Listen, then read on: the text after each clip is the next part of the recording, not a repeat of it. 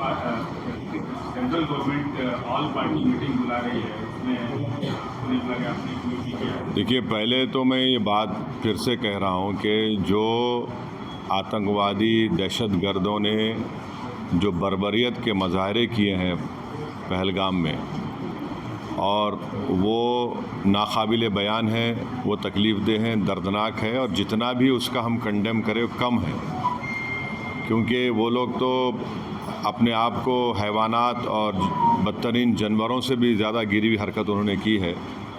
और किसी के मज़हब का नाम पूछकर ये बात उनकी जान लेना, ये सरासर गलत है, जुल्म है।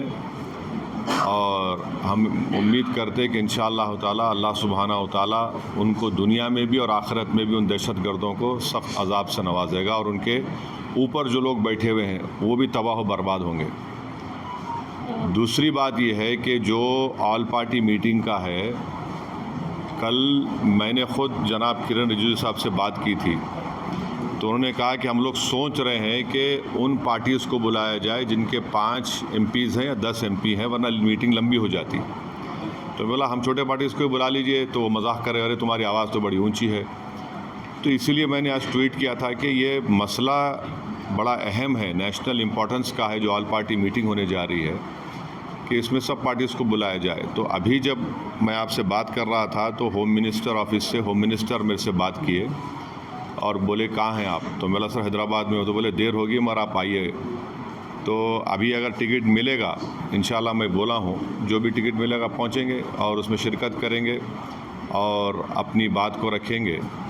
और जहाँ तक ये जो हमला हुआ है, मैं आप लोगों को याद दिलाना चाहूँगा, 2000 में अटल बिहारी वाजपेयी की सरकार थी, तो वहाँ पर एक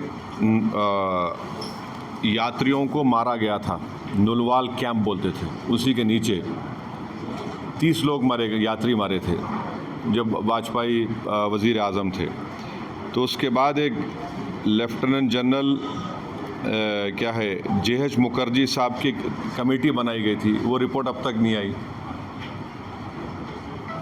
तो ये ऐसा नहीं है कि इन्होंने इस जगह का पहले इंतखाब किया। दूसरी बात यह कि जिस जगह पर इतने टूरिस्ट हैं वहाँ पर एक पुलिस वाला नहीं है, एक CRPF का कैंप नहीं है, कोई सिक्योरिटी के लोग नहीं है। तीसरा ये है कि जो वहाँ पर जो क्विक रिएक्शन टीम थी, CRPF के 2 यूनिट है, जो उनको ऊपर जाने में 1.25 घंटा लगा, और इन कमीनों हरामजादों ने जो हरकत की, वहाँ पर नाम पूछकर गोली मारे, समुदाय पूछकर मारे।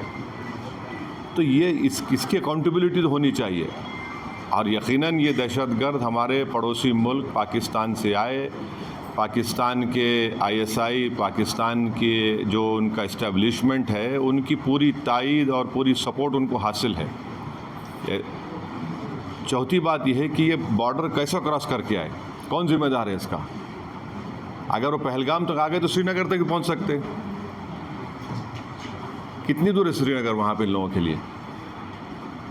तो ये यकीनन अकाउंटेबिलिटी फिक्स होनी चाहिए, और इन जालिमों से, इन कमीनों से, जिन्होंने जिन 26 लोगों की जानें ली हैं, उनसे इंसाफ उसी वक्त होगा जब अकाउंटेबिलिटी भी फिक्स होगी और इन लोगों को कैफर किरदार तक पहुँचाएँगे, इन दहशतगर्दों को।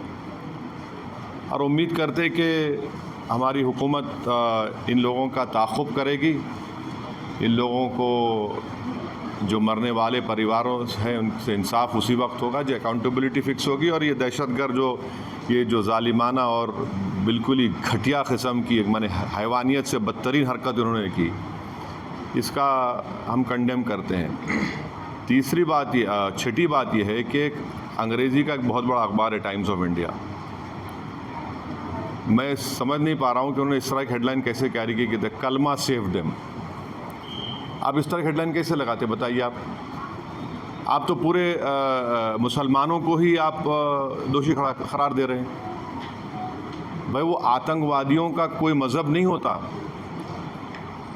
वो दहशतगर्द हैं, वो तो ISI की ISIS की आइडियोलॉजी पे चलने वाले कुत्ते हैं ये लोग। इतना बड़ा अंग्रेज़ी अखबार, द कलमा save them, what is this? भाई इतने जो कश्मीर में जितने आतंकवादियों ने सबसे ज़्यादा मारा, वहाँ के कश्मीरी मुसलमानों को मारा, सबसे ज़्यादा मरने वाले वो हैं वहाँ पे, तो उसके बारे में क्या बोलेंगे आप? ये तो एक आइडियोलॉजी है ना, ये तो टेररिज्म की एक आइडियोलॉजी है। तो बड़ी अफसोस की बात है कि कितना बड़ा अंग्रेज़ी का अखबार होकर आप इस तरह की हेडलाइन कैरी करते थे, कलमा सेव देम और द कलमा was the difference. You cannot carry such headlines. You cannot generalize the whole great religion of Islam. तो नहीं सुन तो लीजिए, अगर आप ऐसा ही इस तरह की अगर आप हेडलाइन लिखेंगे तो आप तो जो कमीने शैतान बैठे हैं पाकिस्तान में उनको तो खुश कर रहे हैं आप, उनको तो खुश कर रहे हैं आप। अफसोस की बात है ये, द कलमा वाज द डिफरेंस। आप देखिए हेडलाइन जो है वो उस तरह की हेडलाइन हो सकती है किसी की। और आखिरी बात यह है कि कल शाम में 6:30 बजे तेलंगाना के चीफ मिनिस्टर एक all party candle light march necklace क्या है वो पीपल्स प्लाजा के पास करने वाले हैं। मैं हैदराबाद की आवाम से, तेलंगाना की आवाम से अपील कर रहा हूं कि आप हज़ारों की तादाद में उसमें कल शिरकत करिए। हमको एक होकर इस अपने मज़हब पे चलते हुए उसके बावजूद भी हम इस बात का ख्याल रखें कि ये हमारे देश का मसला है, मुल्क का, वतन अज़ीज़ का मसला है। हम तमाम को वहाँ पर जमा होना है। चीफ मिनिस्टर ख़ुद उसकी लीड करेंगे, हमारी पार्टी भी, हमारे पार्टी के MLAs भी, जितने हमारे मेंबर्स हैं, बल्कि जितने जो टेररिज्म के ख़िलाफ़ हैं और जो इस मुल्क से मोहब्बत करने वाले हैं, मैं उनसे उम्मीद करता हूँ कि वो हज़ारों नहीं लाखों की तादाद में वहाँ पर जमा हों। और हमारा वहाँ पर जमा होना ना सिर्फ हम खराज अक़ीदत पेश करेंगे उन मरने वाले ख़ानदानों को, बल्कि हम उन लोगों को भी